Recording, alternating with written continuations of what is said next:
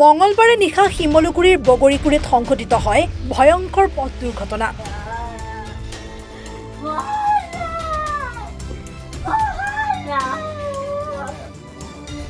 এই দুৰ্ঘটনাৰ ফলত হঠাতে নিহত হয় ৪৫ বছৰীয়া এজন লোকৰ। কয়লা কঢ়িওৱা ট্ৰাকৰ খুন্দাত মৃত্যুমুখত পৰে চন্তক গড়মূৰৰ নিবাসী দুদু চাংমাই। দুৰ্ঘটনা সংঘটিত কৰা বাহনখনৰ নম্বৰ AS25AC0882 বুলি জানিব পৰা গৈছে। আৰক্ষীয়ে যান বাহনৰ নথি পত্ৰ পৰীক্ষা কৰাৰ নামত চেকপোষ্ট বহাই কেৱল সাধাৰণ জনতাক হাৰাশাস্তি কৰি আছে যদিও কেতিয়াবা দ্ৰুতবেগী শিল কয়লা ভৰ্তি ট্ৰাক বা ডাম্পাৰক নাকি লগাবলৈ সাহস নকৰাৰ অভিযোগ স্থানীয় ৰাইজৰ। কেনেকৈ হ'ল ঘটনাটো? ঘটনাটো হ'ল আপোনাৰ আমাৰ ইয়াত কয়লাবাৰী গাড়ীবিলাকো আহে আৰু ৰাস্তাটো পদূলি বেয়া। মানুহজনে ঘৰত যাবৰ কাৰণে উলিয়াইছিলে, তেখেতৰ তেনেকুৱা এইটো এক্সিডেণ্ট এটা হ'ল। এতিয়া আমি কি ক'ব, এতিয়া আমি সেই ৰাইজৰ পৰা শুনি ৰাইজৰ পৰা এবাৰ মাজতেও ৰাস্তাৰ কাৰণে গাড়ী ৰখা হৈছিলে। তাৰপিছত কি হ'ল কি নহয় এতিয়া ক'ব পৰা নাই আমি। এতিয়া আপোনাৰ এতিয়া এইটো দেখিছে পৰিস্থিতি, আপুনি এতিয়া কি ৰাইজে চবেই দেখিছে।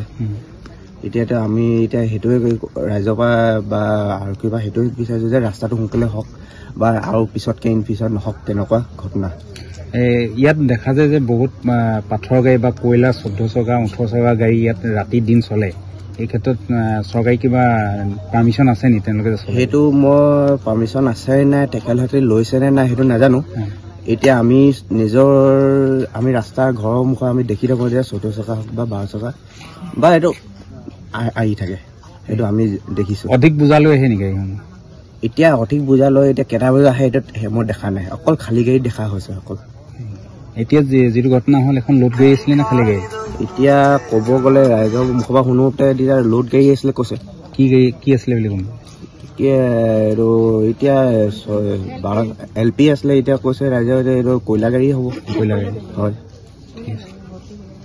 বছৰ মোৰ এনেকুৱা ঘটনা হৈয়ে থাকে, কাৰণ কোনো চৰকাৰে বা কোনো আমি এতিয়া ধৰিলে আজি কেই তাৰিখে বাৰু হৈছিলে ন ধৰ্ণা দিয়া হৈছিলে, তেতিয়া কিন্তু 4 মাহ সময় লৈছিলে ৰাস্তাটোৰ কাৰণে। 4 মাহ এই বৰ্ডাৰ ওচৰৰ মানুহে 4 মাহ সময় লৈছিলে। এতিয়া কিন্তু ক'তা এতিয়া একোৱে হেৰিয়ে কৰা নাই, 6 মাহ হৈ গ'ল। আকৌ পানী অকণমান চিককে দিয়ে 11টামান বজাত ধূলিৰ কাৰণে বহুত ঘটনা হৈ গ'ল, এনেকুৱা বহুত ঘটনা হৈ গ'ল। এই ৰাস্তাটো কাম লৈছিলে বিয়াৰৰে, আজি 2 কিলোমিটাৰ কাম হৈছেহে। সেইটো বাৰু নাজানো কিমান হৈছে কিমান নহয় কি কথা, আমি এতিয়ালৈকে আমি ইয়াত পোৱা নাই মানে এইখিনি এতিয়ালৈকে। এতিয়া যিটো ঘটনা হ'ল এইটো কি গাড়ী হেৰি কৰিলে? এইখনে কয়লা LP গাড়ী বুলি কৈছে। আমি গাড়ীখন নেদেখিলো, আগত ধৰিলে। এইখন পলাই দিলে নি? গাড়ীখন পলোৱা নাই, ধৰিলে হয় নাই? ধৰিলে বুলি পুলিচে নিলে। মানুহজন কোন জেগা গম পাই? এই মানুহজন এই মানুহজন বালিগাঁও। এতিয়া যে আপোনালোকে দেখিছে যে কয়লা যি আগতে 6 চকা চলি আছিলে, এতিয়া দেখোন আপোনাৰ 12 চকা 16 চকা 18 চকা চলিছে, এই বিষয়ে কি ক'ব আপোনালোকে? সেইটো কি কৰিম এতিয়া তেওঁলোকে তেওঁলোকে কিবা পাৰ্মিশ্যন দিছে কাৰণে হয়তো ৰাতি এইবোৰ পাৰ কৰাইছে, আমিতো সেইবোৰ নাজানো। এতিয়া আগতে চোন এতিয়া চাবলৈ গ'লে পুলিচ প্ৰশাসনেও বহুত পাইছে হয় নাই, বাৰু মতা হৈছে গম পাইছে গোটেইবিলাকে। তথাপিও এইটো বন্ধও কৰা নাই, ৰাস্তাও ঠিক কৰা নাই। আমি মানে এইটোকে কৈছো যে আমাক ৰাস্তাটো ঠিক লাগে, নহ'লে আমি ডাম্পাৰ এইবিলাক কয়লা গাড়ী বন্ধ কৰিম এইফালে ৰাইজে ওলাই পিনে।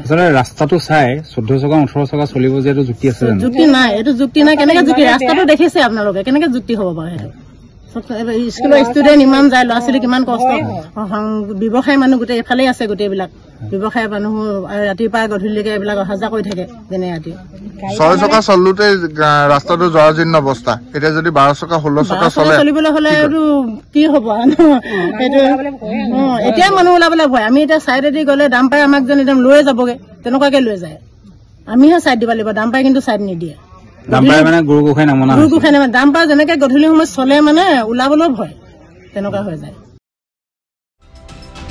নাজিৰাৰ পৰা নয়নমণি ভৰদ্বাজৰ ৰিপৰ্ট, এনি ভাৰত 24।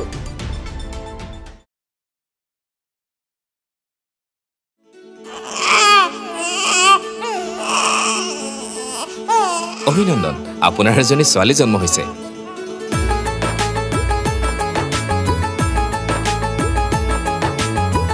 লাহি পাহি এজনী পৰি